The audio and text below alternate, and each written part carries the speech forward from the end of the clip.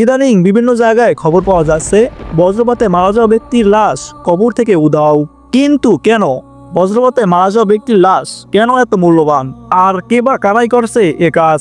চলুন বন্ধুরা, আজকে আমরা জেনে নেই।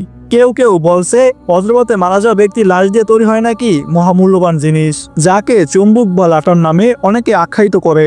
আবার কেউ কেউ মনে করে থাকেন বজ্রপাতে মারা যাওয়া ব্যক্তির কঙ্কাল থেকে তৈরি করা হয় কালো জাদুর উপকরণ, যা মানুষকে বশ করার জন্য তৈরি করা হয়। আকাশে বজ্রপাতে বিদ্যুৎ চমকানি দেখতে যতটা সুন্দর, কিন্তু তার বিনাশ ক্ষমতা ততটাই ভয়ঙ্কর। কারণ বজ্রপাত 30,000 এম্পিয়ার থেকে 30 মিলিয়ন ভোল্ট পর্যন্ত বিদ্যুৎ শক্তিতে জ্বলে ওঠে আকাশে, যেখানে বাসাবাড়িতে বিদ্যুতের প্রয়োজন পড়ে মাত্র 15 এম্পিয়ার।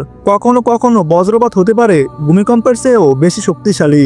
আবহাওয়াবিদরা বলেন বর্তমানে বাংলাদেশের উত্তরাঞ্চলে বজ্রপাতের আশঙ্কা বেশি রয়েছে।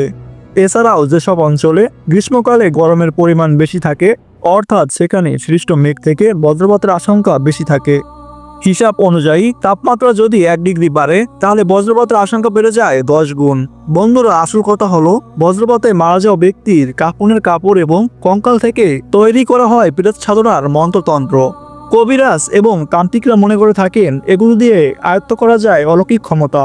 এ কারণে এগুলো অনেকেই সংগ্রহ করে এবং উচ্চ দামে বিক্রি করার জন্য প্রত্যাশা লাভ করে। তবে বন্ধুরা, এগুলো আসলেই কার্যকারী কিনা তা কবিরাজরাই ভালো জানেন।